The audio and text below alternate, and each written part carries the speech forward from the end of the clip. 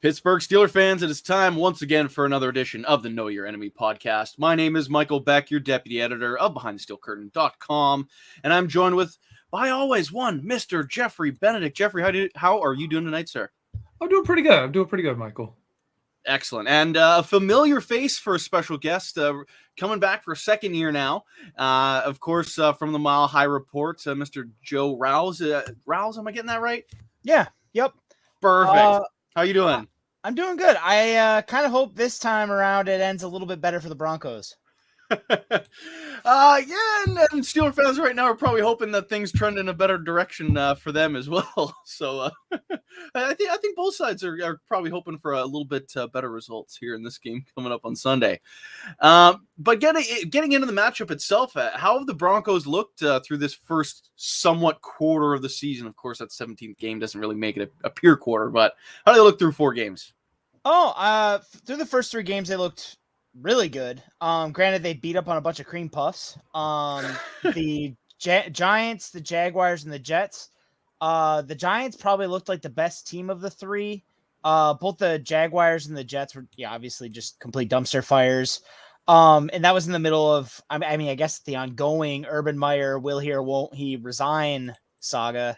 So it was pretty easy to beat up on them. But then obviously they ran into Baltimore last week. I would say not great overall, top to bottom. I thought Fangio's game plan made sense, even though I probably disagreed with what he did. But then Teddy Bridgewater got hurt at the end of the first half, and the Broncos ended up trotting out Drew Lock in the second half, and it kind of looked exactly how you would expect Drew Lock to look against Wink Martindale. Yeah. Do you think how different do you think that game goes if you have Teddy Bridgewater the whole time? Do you because that second quarter was rough. Yeah. I think they still lose just because I thought Shermer's game plan wasn't great. The Broncos went into that game with a lot of injuries at receiver. They've lost Jerry Jeudy for now. They'll probably get him back in a couple weeks. But KJ Hamler's out for the year. And what happened is the Broncos ended up going into that game with Cortland Sutton, Tim Patrick, and then Deontay Spencer, who's a return specialist, David Moore, who they signed last Tuesday, and Kendall Hinton, who had his first career catch against the Jets. And Shermer still dialed up like 80% 11 personnel. And the Ravens, as you would expect, didn't respect it at all. They played a lot of man coverage, and they got after the quarterback. So I thought that was an issue. And then obviously it got worse after Bridgewater came out. Once Locke was in, to me, it would have made a lot of sense to kind of give the ball to the running backs and try and protect Locke because you knew he wasn't going to be able to beat the rush. They didn't do that. They dropped back. I think Javonte Williams had 4 carries in the second half, which was kind of weird. Not only that, they ran left a lot. Even though all the numbers, all the metrics, everything I've seen has shown that the Ravens are actually weakest running off the right tackle. The Broncos rarely attacked that. And I know the Ravens got some healthy guys back, but it just questionable game plan on offense, I thought. I thought Bridgewater probably would have lost the game, but it would have probably been a little bit closer. Albert Okwuegbunam had a dropped, what would have been a touchdown in the first half. That would have probably helped as well. Obviously, the special teams, we'll probably get to that, but the special teams has been a problem for years now. I have no idea why Tom McMahon is still the coordinator, to be honest. Yeah, no, definitely want to touch on that. But first, we were talking about the quarterbacks a little bit here. For Steeler fans, what could we expect if Teddy Bridgewater's on the field versus if Drew Lock is out on the pitch? So the big things with Teddy Bridgewater, if you don't watch him, week in, week out, probably about average NFL arm. Not special that way. He's pretty accurate. He's very, very good at dumping down. Probably one of the best shallow throwers in the league, crossers, stuff like that. The big change for Broncos fans, and this is kind of why he's the starter, is he does a very, very good job working through his progressions. And through the first 4 weeks of the season, he was showing the ability to really do a good job of mitigating the rush. Keeps his eyes up, looks downfield, looks and tries to find the open receiver instead of panicking and kind of bailing on the progressions to escape the pressure. And that was really helping the Broncos because they were running a lot of play action, which was kind of inviting a pass rush. but Bridgewater was hanging tough and still finding someone to get the ball to. The opposite of that is where Drew Lock is. And again, you guys are probably familiar with this from last year. He looked exactly how he did last year. Doesn't take a lot of sacks because he panics once he starts to feel the pressure. He'll bail out to the right and kind of just try and dump the ball somewhere. He's pretty slow to work off his first read. Doesn't really work through his progressions as quickly as you would hope. Doesn't really throw with anticipation as much as you hope. But the physical tools are Elway-esque is how Broncos fans like to compare it. Oh, that's fun. With the passing game, one guy that stands out to me is a guy who beat the Steelers up pretty badly last year, Noah Fant. Yeah. What's he been doing this year, and has he shown that he's turning this into something more than just a few good games this season?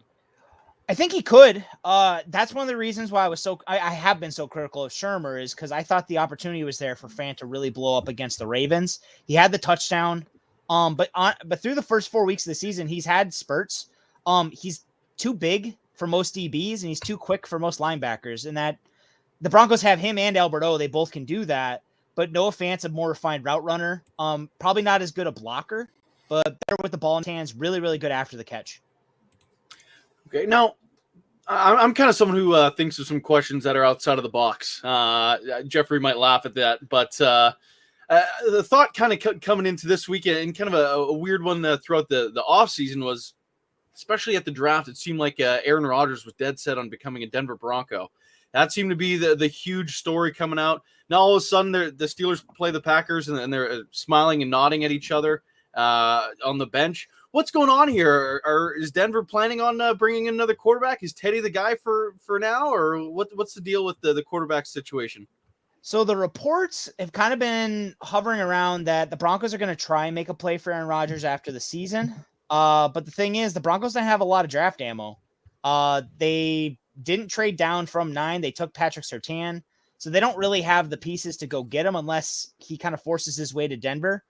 And as you kind of touched on, I think Aaron Rodgers is realizing that he's going to have his pick of where he wants to go if he doesn't want to stay in Green Bay next year.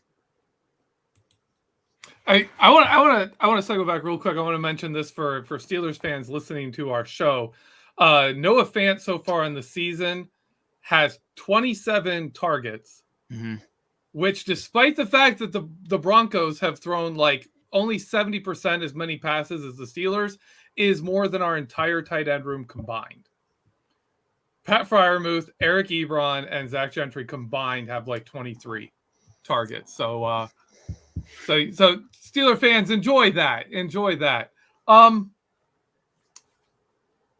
If we see Drew Lock this year, do you think we're seeing a different Drew Lock than we saw last season, or is he still the same guy? He's still the same guy. You're going to hear probably leading up to the game how he had the first full off season of his career. First time he's had same offensive coordinator since his junior into his sophomore into his junior year in college. So like a lot will be made out of that kind of stuff. But I studied him in the preseason. I watched the Ravens game twice over now. I watched last year's tape way too much. He is the same player. I mean, I hope I'm wrong. I hope he comes out, looks like Peyton Manning. But for Broncos fans listening, I'm sorry. It's probably not going to happen. Now, flipping over to the Steelers quarterback, of course, old Benjamin Todd Roethlisberger has not looked very good through a couple weeks. I'm not sure if you've seen some of the low lights. So that's probably a good way to put it, with him kind of falling all over the field as if he was an oak tree. But he hasn't played very good, he's struggled a lot under pressure. Von Miller, the AFC Offensive Player of the Month, of course, really this Broncos front has played very well so far. This entire defense, really.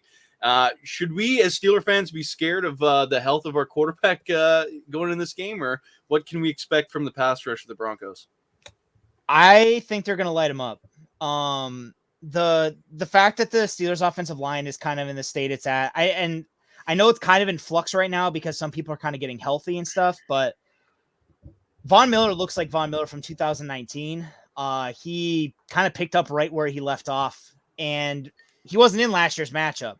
The one thing that might be kind of like reason for hope is Bradley Chubb is not going to be playing. Obviously, he's on injured reserve, Without him in the lineup, the Broncos are using Malik Reed. Malik Reed he's a good complementary rusher, but he kind of gets his wins off stunts, off games, off other stuff. Like he wins off everyone else paying attention to Von and the other players. So if they devote enough attention to Von Miller, that might help. But one of the unsung parts of the Broncos pass rush, because they don't have the box score stats yet, is Draymond Jones and Shelby Harris. And I think that they're going to test the interior offensive line of the Steelers quite a bit. Draymond Jones, if you guys go back over the Broncos games, his burst is every bit as good as Von's. Like, he's beating Von Miller off the snap quite a bit. Wait, beating him off the snap, because that's not easy to do when it's Von Miller. That is impressive. Yeah. That is legitimately impressive. And he's a typical 3 technique. So he's about 290 pounds, 6'3". But he's very good with his hands. Not the strongest. So like if you double down on him, like running game, that'll show up some. But as a pass rusher, yeah, he's good. Wow. And also, of course, the Steelers, our right tackle situation is great right now because we don't even know who's playing. We don't know who's healthy. We don't know what's going on with that. So that's going to be interesting. Beyond Von Miller, if you are shifting help to Von Miller's side, where are the Broncos most deadly on defense behind him? So Alexander Johnson is probably, I would consider him an elite run stopper. And then he's also very, very good at blitzing. And last year when Von Miller was out, Vic Fangio was using him as a blitzer quite a bit. I want to say he rushed 130 times. I don't have the number right in front of me, but he was a key part of the Broncos pass rush. And in the Ravens game, they were using him a little bit as a blitzer and a little bit as a decoy, where they would kind of bring him up on the line. He'd mug the line. He'd mug the A-gap. Sometimes he was off the left tackle, and then he would drop. But what they're doing is they're trying to dictate the protection. So it was isolating Malik Reed or Shelby Harris because those are the two that are usually next to him. So they'll do that some. They'll rush Justin Strnad a little bit. He's the linebacker who's taken over for Josie Jewell. But it's not really his game. He's better in coverage. But I would think that, they'll try and use a lot of tackle end stunts, and then they'll use Alexander Johnson as a threat to kind of create one-on-one situations for the tackles. Now, the Steelers' passing game has kind of been refined to about 3-4 routes, really. And that's really all that Ben Roethlisberger is willing to throw. He's throwing goes between the number and the sideline. You just got your basic checkdowns to running backs, receivers running screens, and pretty much crossers within 5 yards. Can the Steelers find any success in these routes, or is this stuff that the defensive backs and linebackers are able to snuff out? So outside of the Jets game, there has been some success going deep against Kyle Fuller, probably about once a game. So that might be a thing. And you guys do have a lot of speed on the boundary. Obviously the big key is Roethlisberger has to hit it. But I would think that Deontay Johnson or Claypool against Fuller might be favorable. Beyond that, though, the other big question is Patrick Surtain, the Broncos' other starting boundary corner for the last couple weeks. He is currently day-to-day with a midsection injury. As of right now, the Broncos just activated Ronald Darby off of injured reserve. The question right now is if he's going to play or not. So we don't really know. So our right corner situation is kind of like your right tackle situation. The Broncos may very well start Bryce Callahan and bring out Nate Hairston as the slot, at which point you guys could probably go after him. It might be Darby and Surtain. We don't know yet. But I would say that the underneath stuff, the Broncos have been very, very good at rallying up and tackling it. So you guys might get completions, but it probably won't go very far. Yeah, I'll point out last season, Claypool and Deontay Johnson both had good games against the Denver Broncos.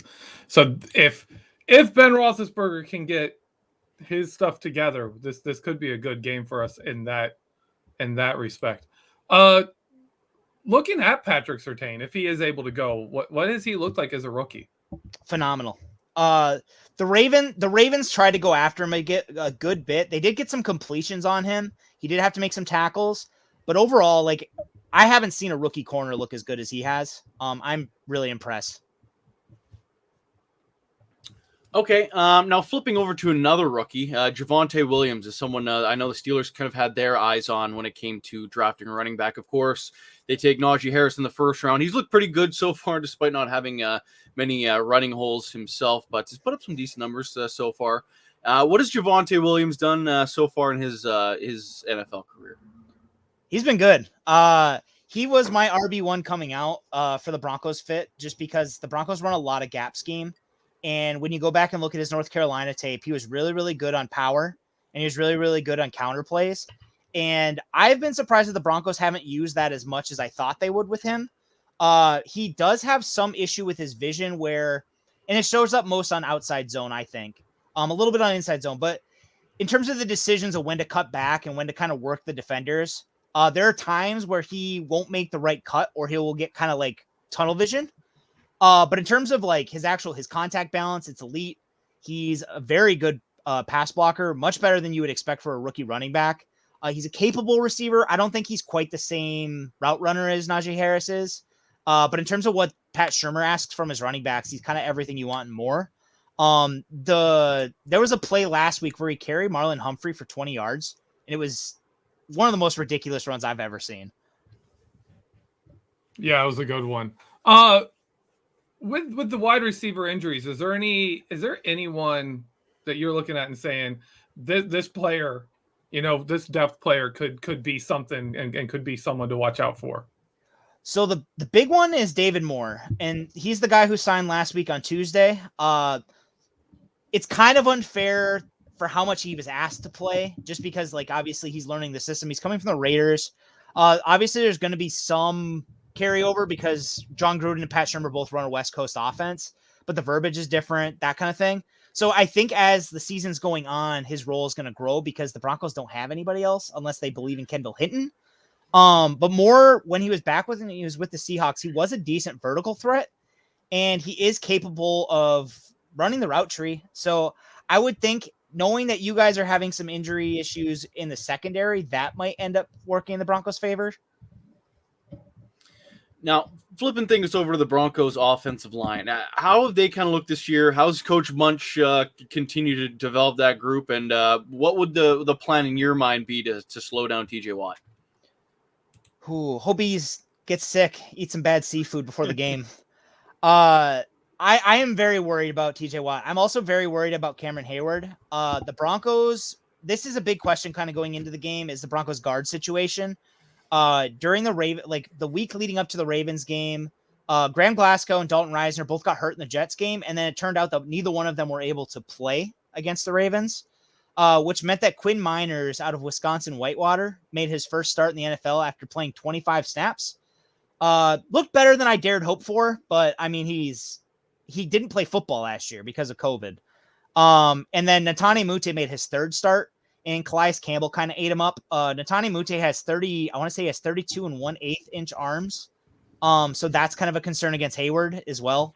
Both of them are powerful. I think they might be able to help the Broncos running game in terms of like compared to what Dalton Risner and Glasgow were showing. Especially since Glasgow kind of got banged up and he's been trying to play through like a heart issue.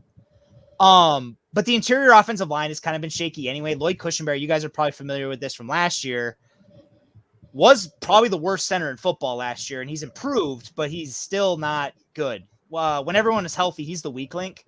So now all of a sudden, if he has two very inexperienced players next to him, it wouldn't surprise me if you guys move Hayward into like the nose and just have him attack and or loop TJ Watt in as a penetrator and take advantage of that. So those are big concerns for me. In terms of the tackle situation, Garrett Bowles is kind of not looking as good as he did last year. I think part of it is the holding penalty. The way the league de-emphasized holding last year helped to hide Garrett Bowles' hands with issues.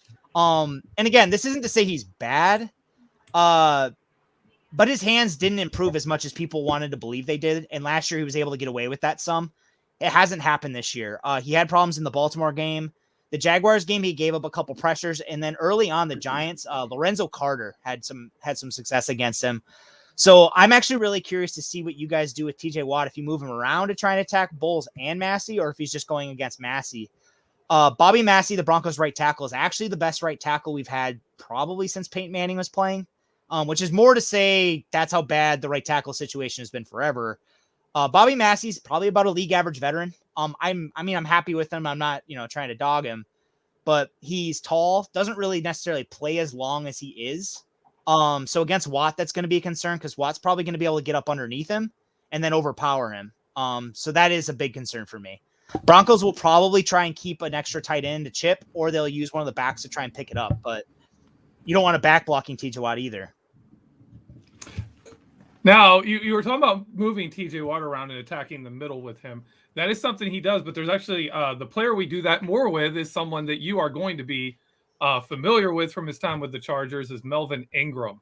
Yep. What can you tell me? One of the things I'm always interested in is how players do in when they've seen teams frequently and in these kind of rivalry games. What was Melvin Ingram for Broncos fans? I mean, a lot of Broncos fans kind of overlook him because last year he was so quiet, which is, I think it's a mistake because the fact that you guys stand him up and rush him over the guards, if Dalton Risner plays, that's going to be a mismatch. Dalton Risner, and again, I love him. He's probably my favorite guard in football, but the reason he's a guard and not a tackle after playing tackle his whole college career is the fact that he's not as quick-footed. Melvin Ingram is going to be able to expose that with his quickness. And on top of that, Melvin Ingram has a very good bull rush. So if he's against Netane Muti, he's probably going to be able to get into his body and push him back. Same with Cushingberry. I think Miners might have a chance, but I'm definitely worried about that as well. How do you kind of anticipate this Broncos offense to attack the Steelers defense? What kind of bubbles do you see, and what spots do you kind of predict guys to potentially go off and have a big game for themselves? I think the Broncos, if they're smart, they're going to try and run in the middle quite a bit. Because you guys have so many issues right now with your nose tackle, what I would do, and I don't know if Shermer will, I said this last week as well, they should go probably heavy personnel. The Broncos early in the season, the first 3 games, were running a lot of 13. They were running a lot of 12. They have probably one of the better tight end rooms in the league in terms of depth. And they have Andrew Beck, who can play both tight end or fullback. So what they probably could do, especially to hide the fact that they're missing receivers, is to go really big and then just run a lot of inside zone if Melvin Gordon's healthy, or to try and mix in some like duo, some gap stuff if Javonte Williams is the feature player, because Melvin Gordon's status is also a question right now. But what I would do is I would try and run over you guys because that kind of hides the receiver issues. And if Teddy Bridgewater's playing, he's coming off a concussion. If Julock's playing, you don't want him being exposed to the rush. So I would put the ball in the back's hands and try and make the game slow down.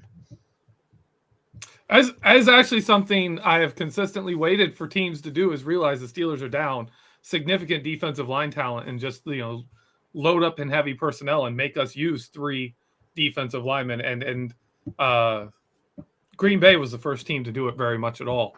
So that will be interesting if you guys pull that on us.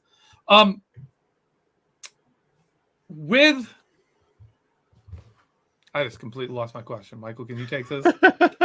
All right, so we can flip over my question for before to let Geoffrey have a minute here.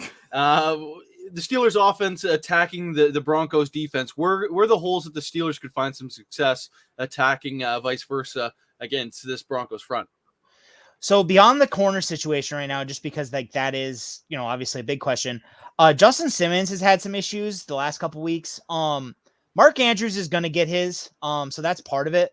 But the other thing is deep over, stuff like that. The way the Broncos defense is designed, if the pass rush doesn't get home, there are holes when you run a deep over or like a crossing route that kind of takes some time to get all the way across the field, because the Broncos will run a lot of cover 6, or they'll run some quarters and they'll run some 3.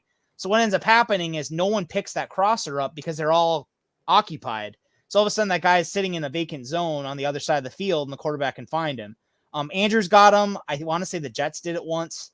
And the Broncos had a problem with it in the first game of the season. First game of the season. Patrick Surtain gave up a touchdown on it. And that kind of will show up, especially if Von Miller is not on the field. That has kind of been the big issue with Bradley Chubb being injured, is that Von Miller and Malik Reed are still one of the better edge duos in the league.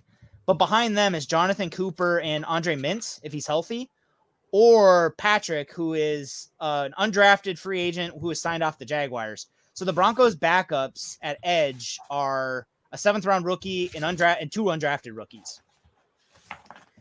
Wow. With your linebackers, how are you at covering running backs? It's not really a secret that Najee Harris is like pretty much our entire offense right now. When you guys are splitting them out, and I've seen you guys are doing that quite a bit, I do think that is going to be something where he's going to probably be able to get open some, just because neither Cernod or Alexander Johnson are necessarily really good in like one-on-one coverage. What they're good at is they're good at kind of like sticking in their zones, reading the quarterback, kind of like being a fit in the scheme and not being a hole. So against like dump off stuff like that, they're quite good. But when they're split out, Cernod's better than Johnson, but neither one of them are great at it.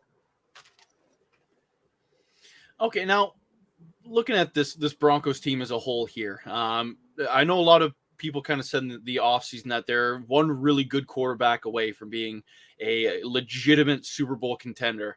Is Teddy Bridgewater enough? Is this team able to take the step, or do they still need to kind of get something else out of that position? So through the first 3 weeks of the season, I would have told you that definitely yes, if everything else kind of went their way. The Baltimore game obviously exposed some cracks. It's hard to say this early in the year for sure how much of that was on Bridgewater and how much of that was on like everything else kind of rearing its head, because the Broncos did go into that game late notice, didn't have either guard, lost all the receivers, stuff like that. I think Bridgewater is good enough with the help around him, especially if Judy gets back and Chubb gets back, to be like a dark horse contender. I think depending on the matchup, they could win a playoff game or two, but they could also, if they keep getting banged up like they are, they could be another 500-ish team. Bridgewater, through his career, has kind of been as good as his supporting cast, and right now the Broncos supporting cast is kind of shaky. So we haven't gotten into it yet, but I want to make sure we hit it before we get to the half-hour mark. The special teams for the Broncos. And first I want to say, how can it possibly be bad when you have, Deontay Spencer, who Steeler fans were not happy losing last year. Deontay Spencer last year was probably one of the few real bright spots. Brandon McManus, our kicker, is also decent. He had a career year last year, made quite a few long kicks. But the coverage units are abysmal. And they've been abysmal since Tom McMahon was hired in 2018. Like it's a reoccurring issue every single year. The Broncos punters, they've cycled through 3 punters and none of them are good. I don't want to hate on Sam Martin because he's been the best of the 3, but he's maybe a little better than average. But when the coverage units are as bad as they are, it's just, they're begging for somebody to get another long touchdown on. So far this year, through the 4 games that they've played, they've allowed a 102-yard return touchdown. They had a partially blocked punt against the Jets, of all teams. And then last week, Devin Duvernay got a big one. I think it was 40-ish yards. Gotcha. Now, we are kind of approaching the top of our half-hour mark here. So a couple of things I want to ask you before we let you on with your day, Joe. First and foremost, the big question is who's going to win this game, and what do you foresee this final score coming down as? So I'm going to hedge a little bit just because the quarterback situation is so murky in Denver. As of now, Teddy Bridgewater was able to watch film and work out today. Because the concussion protocol in the NFL basically makes it so it's like 5 phases. If he is not cleared and Drew Lock starts, I think you guys are going to roll us. And I think it's going to be embarrassing. Wow. I think Lock is going to poop his pants, and I think the defense will probably make it look okay until it doesn't, because I think that's going to be a huge issue. If Teddy Bridgewater plays, though, I do think the Broncos will probably win, and maybe even win by a lot. Just because I think Bridgewater's play, he'll be patient enough to kind of just take what's there. The offense may be slow going until it's not, but I think the defense will slowly kind of just constrict and take over the game. Geoffrey, do you have any other closing questions? Yeah, I'm good. A couple more for you from me here, Joe. Do you kind of anticipate this being kind of one of those ugly games where it's just a low point slugfest, just kind of a gross one that the average fan probably wouldn't enjoy? I think it's going to be a defensive battle. And that's why I think the quarterback situation in Denver is going to be so important to this. Just because if the Broncos don't turn the ball over, I think over the course of the game, their defense will overmatch the Steelers' offense, and they'll be able to score just enough points to kind of come out of it. But if they start spraying the ball everywhere and giving it away, obviously that kind of opens the door. Right. Yeah, no kidding. I guess the very last thing here, Joe, is there anything you want to plug for the people before we let you on with your day? If you guys like listening to football and like listening to the matchup, I just recorded an episode of Cover 2 Broncos where we looked at the Steelers from our perspective. Other than that, I write at Mile High Report. I write about the Broncos, but I also write about other teams sometimes. And thank you so much for having me. It was a lot of fun. Hey, it's our pleasure as always, Joe. Thank you so much for your time. All righty, Steeler fans, we are going to jump into our quick little break here. If you're watching live on YouTube and Facebook, though, don't go anywhere. We are going to be right back on this same exact link, so don't click away. But if you're on your podcast platform, you can go ahead and click over to part 2 right now.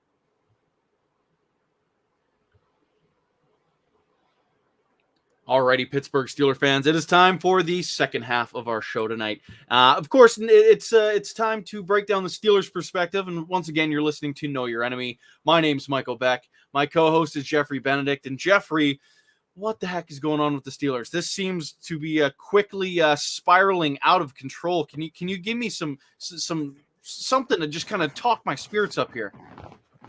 All right, I'm gonna start with a little bit of a bright side here. When you look at our schedule right now, we're obviously 1-3. All 4 teams we faced are 3-1. All of them are 3-1 so far at this point of the season, and really we've been in the games. I know losing to Cincinnati never is okay. There's no silver lining there, but they're a better team now. This is not, the Cincinnati we're used to. So I don't think it's as bad. I don't think it's as a big a deal. And I think we've been in the games. And no, I hesitate to say we're in the game like it's competitive, because even if you do if the touchdown off the blocked field goal had counted, right? I still don't think we win that game, just because there's so much bad going on, specifically in our passing game.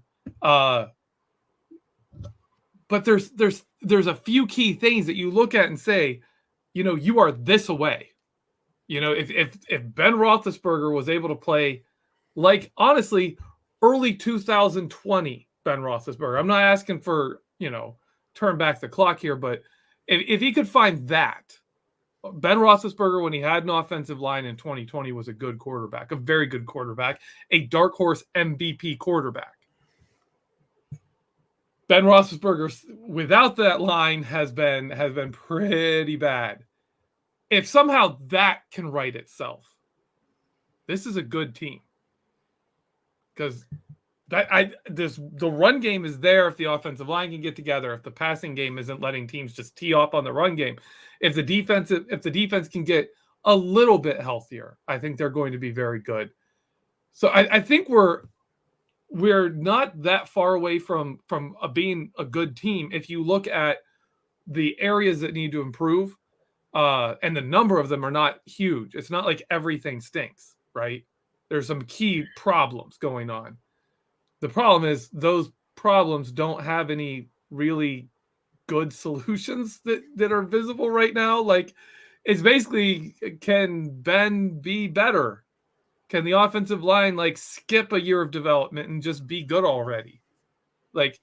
That's where we are. But if something happens, and that happens, we're still in that, kind of where we were preseason. If the offensive line develops before Ben Roethlisberger is toast, this offense could be good still.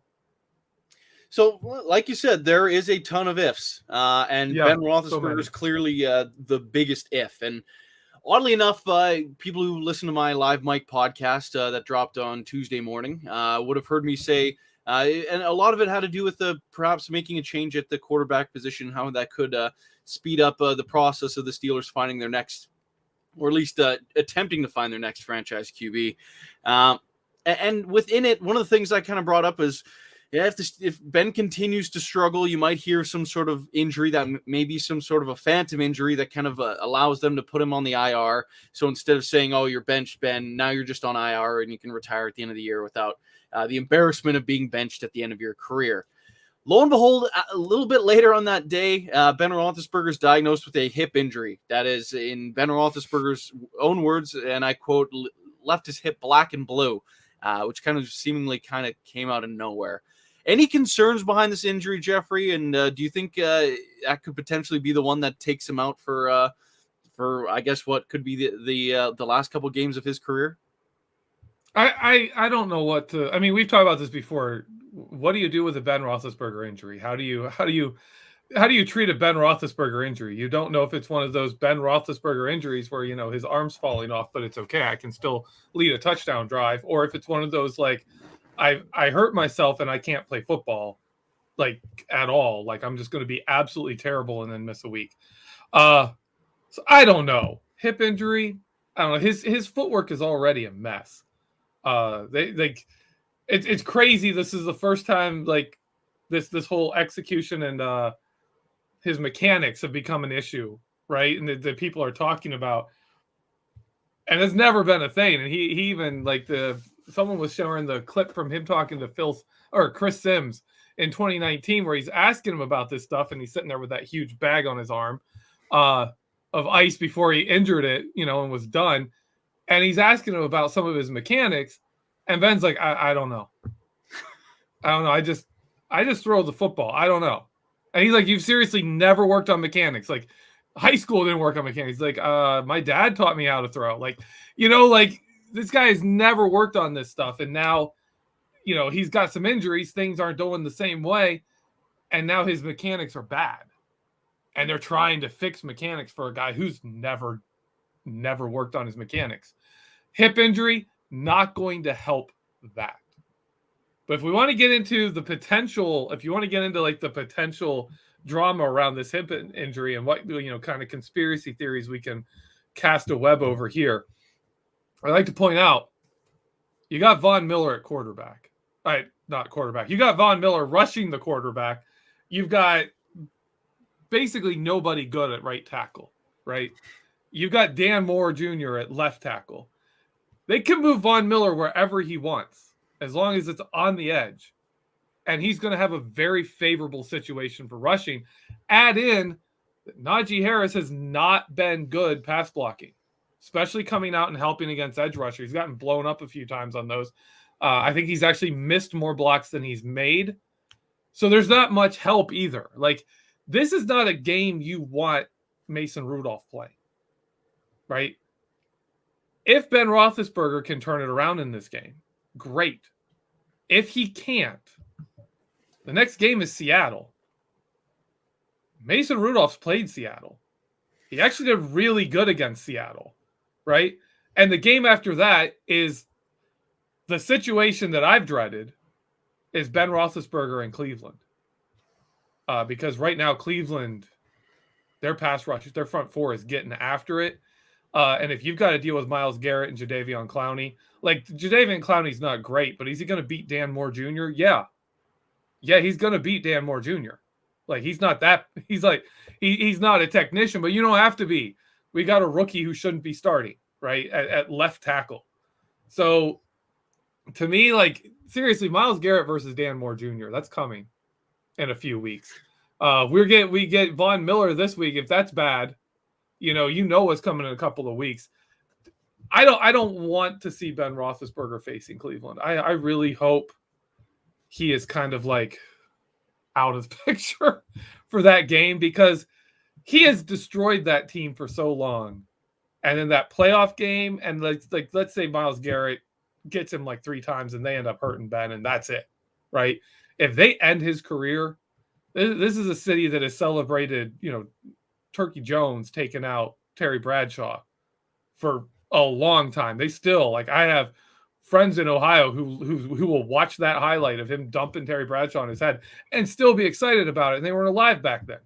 But that's Cleveland, right? Like, I don't want to see Cleveland end Ben Roethlisberger's career. That's what I don't want to see. So I'm hoping, my little conspiracy theory is we see Mason Rudolph play against Seattle. Come in for Ben and play in Seattle, and then face the Browns and hopefully do better than last time. Now, we will get in the matchup here quickly, but one more thing on Ben here, and I know the stats thing, and it's something that is important to people's resume. Of course, Ben Roethlisberger now passing Dan Marino in that all-time pass yardage in a career list. Hit his 400th touchdown. He still has a number of accolades he can hit throughout the rest of this season, and he can move his name up to be in the top 5 of pretty much every passing category. Will he get the opportunity to complete these? Is this his team no matter what? I'm as much as I just said what I'd like to see happen. Yeah, I think so. I think it's his. I think this is his year. This is his swan song. Like we've pointed out before on this show, the Steelers were kind of stuck with him this year, whether they wanted him or not. The salary cap dropping really, really tied their hands, and they had to keep him. And I think if he's there, you play him. Like, I think you almost have to. And if it's really bad, if it's really bad, then yeah, let it be bad. Let it go. Like if we can do a 3-win season with Ben Roethlisberger, we can turn around and draft his replacement. Right? We're in range at that point to actually get a quarterback. So for me, I do think they'll keep him in until it's really blatant, until it's really bad. Like it's going to have to be really, really bad. And I think part of the reason is the relationship he has with the Rooneys. They'll sacrifice the season for him, in my opinion. I think they really will.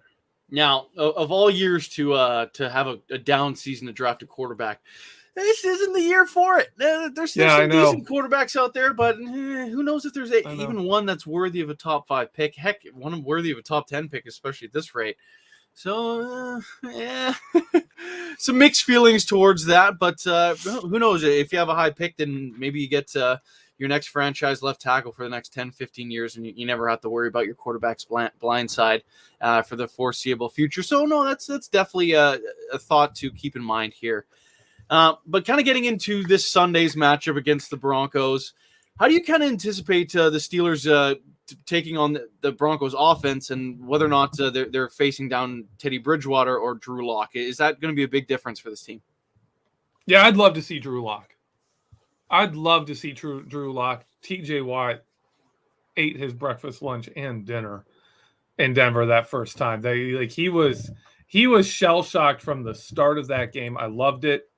So I'm all about, let's bring on Drew Lock. Especially with the development from the last game of Devin Bush's blitzing. Devin Bush wasn't a good blitzer, and then we're seeing him get the opportunity, and he's doing it now. He's gotten better at that. He had this sack, of course, and then he had another pass that he disrupted. So that's a huge step because his team has not been able to blitz. But yeah, if you can get pressure on Drew Lock, that's who you want to face. You absolutely want to face Drew Lock. Teddy Bridgewater's a bit tougher, even without a Jerry Jeudy, even without a Hamler, who are both just deadly in quick short routes. I think that matches up better with us than a guy who's going to throw deep and panic when he gets pass rushed.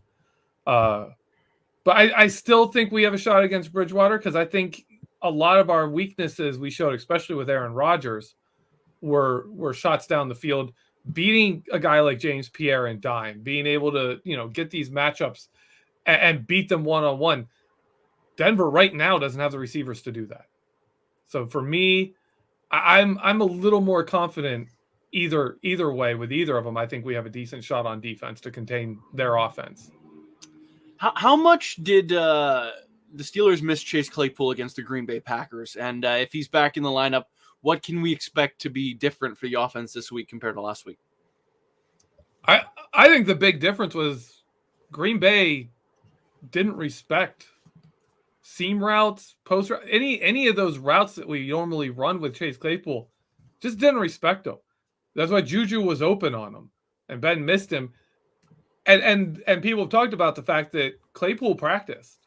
He was in there for a lot of the preparation that week. And then those are the routes he usually runs. Juju ran them. Juju was open and Ben threw it over his head. If that's Chase Claypool, it's not over his head. Right? That's if you take Juju Smith-Schuster, you put his hands up, the ball's going just against the tops of his fingertips. If that's Chase Claypool, that's in his hands. That's right there. He's probably doing his jump around backwards catch he likes to do, but Those are likely catches. So I think they did miss him, especially in how Green Bay defended us. And I really think, as much as we're seeing Deontay Johnson really have what's looking like a breakout season for him, I think Chase Claypool really opens things up for a lot of the offense by being out there and just the threat he creates and the deep threat he is. Now, you're trashing Chase Claypool's turn and catch thing he does. Is that because he's Canadian? Is that what is built up here? Huh? Yes. It's all about it's like the, I don't know, maple leaf turn. I don't have a way to turn that. Is it a hockey move he's spin around? Like his whole thing last year where they were like, stay on your feet, man. Like they were even yelling to him. They'd be like, stay on your feet, because he would turn and jump and then go down. I mean, he's secure the catch, but I'd like to, like, you rarely see him reach out and catch it running forward. Because you got to finish the move and put the puck in the top corner of the net. That's right. That's what it is. Spinorama there.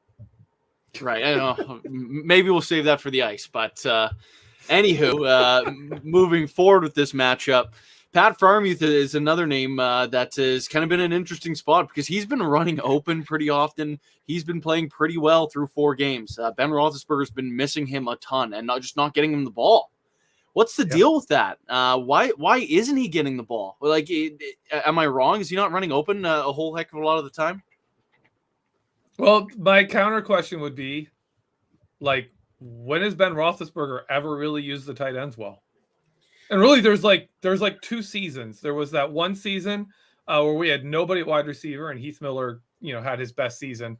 I don't remember what season that was. And then was 2018 when Jesse James and Vance McDonald were just always open, like 20 yards downfield, and they were actually catching the ball. Those are the only seasons he really throws the ball to tight ends. And one game of Ladarius Green going off against the Giants. Just one game. One game. So I don't know. I don't know what it is. I know he throws to Deontay Johnson a ton.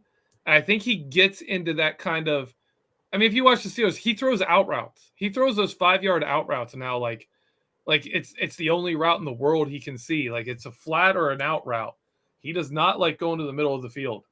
And that's where the tight ends are, That's where they are, wide open or otherwise. They're there, and even when he's taking that shot. I mean, he had Pat Freiermuth on a seam in the end zone, and he threw it outside of him, and instead of leading him downfield, he threw it outside. It's like, it's frustrating to watch on film, just seeing like how many times he's just either not going that direction or he's throwing it outside of him.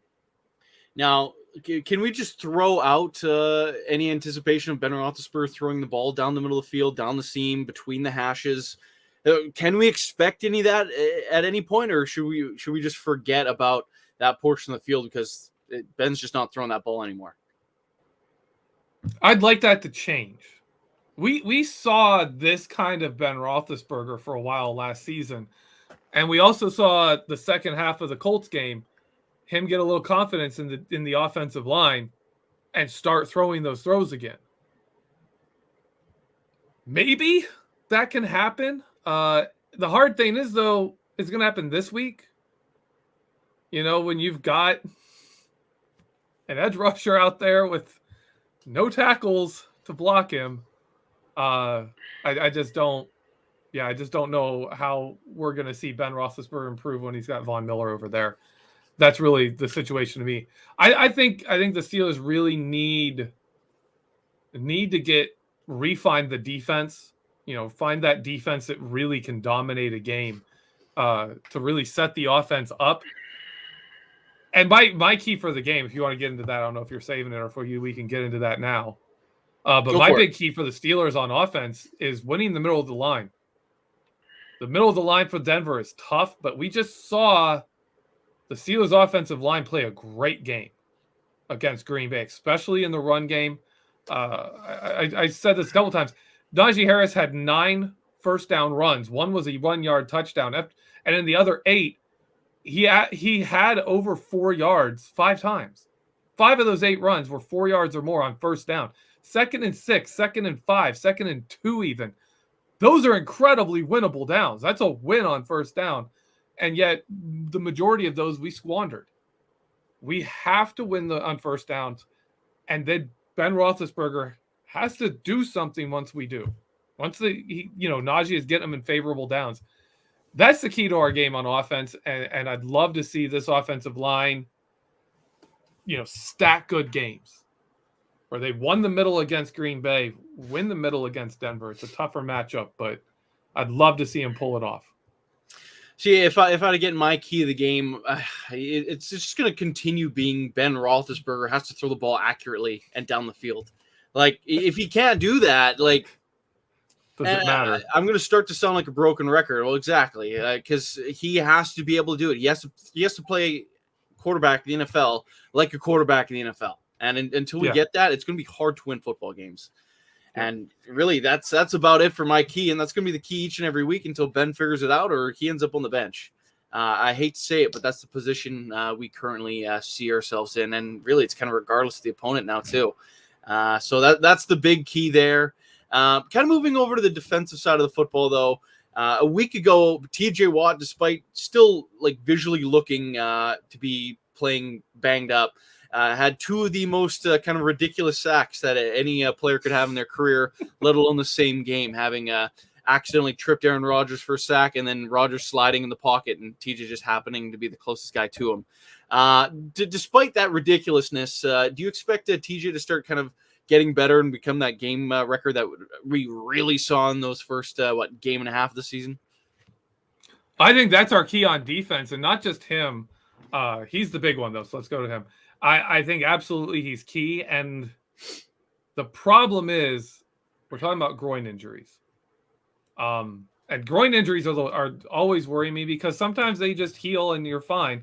Other times, especially guys who are powerful and big, the two that stand out to me in Steelers history were Jerome Bettis and Lamar Woodley. Both lost a lot of agility and a lot of explosiveness when they had groin injuries. And afterwards, they just were never quite the same player again.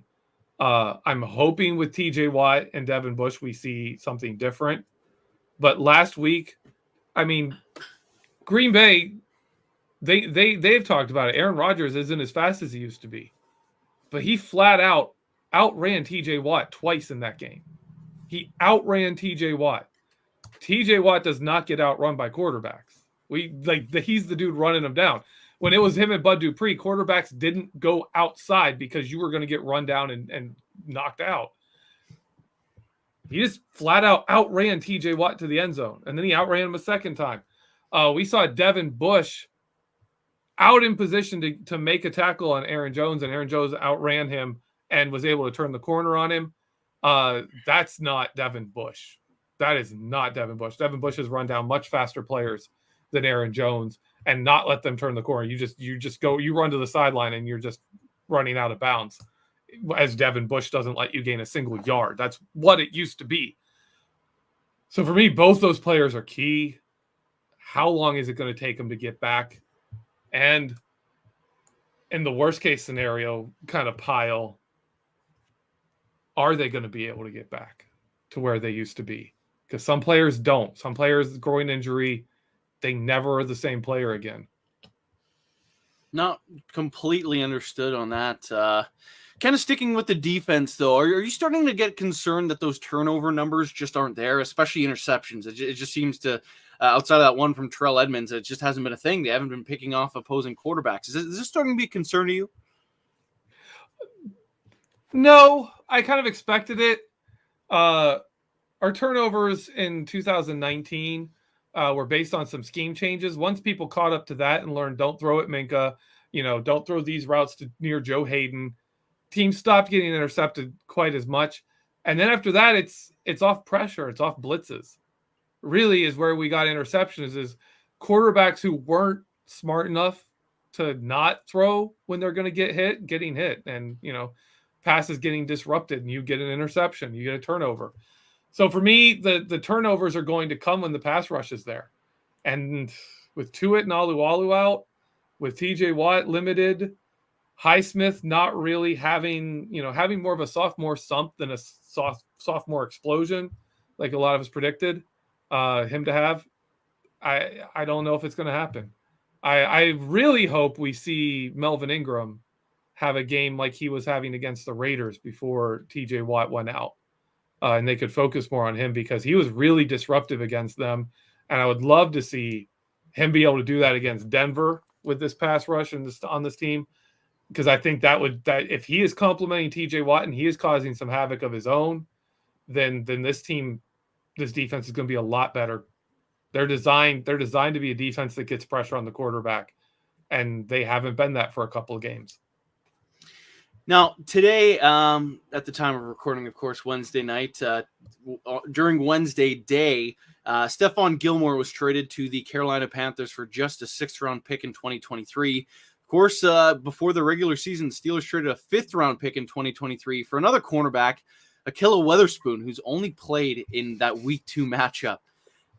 Is this starting to become like that bonehead situation? Like, why the heck did the Steelers burn another draft pick? And really, because the trades still affect the comp formula, it seems like the Steelers could lose a comp pick on top of this too. What the heck happened there? Is Witherspoon ever going to see the field? What's the situation here? I honestly don't think he will. The only place that makes sense for me is in dime. And as long as James Pierre is playing well, I mean, they gave Witherspoon a shot. He had like a couple of snaps and gave up a touchdown. That's not how you. I mean, that's how against Mike Tomlin. Like, if you get a couple of snaps and you fumble the ball on offense, or if you get a couple of snaps and you give up a touchdown like he gave up there, you don't see the field. You're not coming back. Like, you're not getting back on the field. He's not going to do it again. So yeah, it's going to be hard for him to get on the field without injuries. Putting him into that dime back role. Would you consider that a wasted draft pick just 4 games after that trade? Yeah. I thought it was like when they did it, I was like, what's he doing? You're upgrading Justin Lane. Like, that's really what you're doing. You're upgrading on Justin Lane. Maybe Justin Lane doesn't give up touchdowns like that one that he gave up. I don't like. Oh, I didn't like the trade. Well, that's just great to hear. But as we're starting to approach the top of the hour here, just kind of our closing thoughts on this game before we get into our score predictions. No, I covered everything I wanted to cover. It's like it's offensive line and bet on offense, and on defense, are Devin Bush and TJ Watt getting better? Are they getting faster and quicker to the ball? So that's really it. The same thing week in, week out until those things. Man, these shows are going to start get boring. We're just going to say the same thing. Ben still stinks. The O-line still stinks. Week 17. Ben still stinks. If Ben improves and TJ Watt is healthy, then we might go 2-15. Oh no, maybe give the Steelers a shot. Yeah. All right, what's the final score of this game going to be, Geoffrey? I'm going to go. I picked the Steelers to win last week and they lost, so I'm going to go Denver 20, Steelers 17. For the the first time ever, I'm going to pick the Pittsburgh Steelers to lose back-to-back games. This streak's going to continue if they don't do something different soon here. But I think this one's going to be real ugly, like 10-7 Denver ugly at home, and that's just going to be hard to get through. I got a feeling there could be some stinkers coming up, and that might be the motivating force behind actually making a change. If those fan numbers, which have there's already been a ton of empty seats, despite not having fans in the stadium a year ago. I think there's 10,000 empty seats the last time the Steelers were at home. They better start playing some more exciting football to get the people back into the building. So I think this one could be ugly. I think Denver wins barely in a very, very boring type of football game. But Geoffrey, before we sign out, is there anything you want to plug? Yeah, Dave Schofield and I just dropped a Vertex today on the run game, and I'm looking at the film, trying to think of another film room to put together tomorrow. It's awful. It's an awful film to watch. I've already covered the run game. That was the nice thing. That's pretty much it. So I don't know. There may be another film room coming out from me. I honestly don't know what I'm gonna find to do it on. I'm sure you'll find something. Yeah, you always dig up good stuff. But before we log off here, again, I want to remind everyone, if you're watching on YouTube and Facebook right now, you're only getting about, a third of your podcast that BehindTheSteelCurtain.com presents to you. So try clicking over to Apple Podcasts or Spotify, Pandora, wherever you listen to your podcasts. Just search Behind the Steel Curtain or Steelers. More than likely will be one of the top hits just by searching for your favorite team. So make sure to hit that subscribe button, like, follow, share, 5 stars, whatever it is to get more eyes on the content. The more you can help support us, the more we're able to bring more great, amazing Pittsburgh Steelers content out for you. So just make sure you're doing that. And at the end of the day, it's just more free, amazing Steelers content for you. And last thing, just click over to BehindTheSteelCurtain.com. You'll find everything there, from breaking news to commentary to film rooms and Vertex articles from Geoffrey, Benedict, and Dave Schofield. Everything you could want, it's there at BehindTheSteelCurtain.com. We have the written word and we have the audio platform. So with all that said, I want to thank you all for tuning into today's edition of Know Your Enemy. For my co-host, Geoffrey, Benedict, my name is Michael Beck. Thank you for tuning in. Catch you guys next.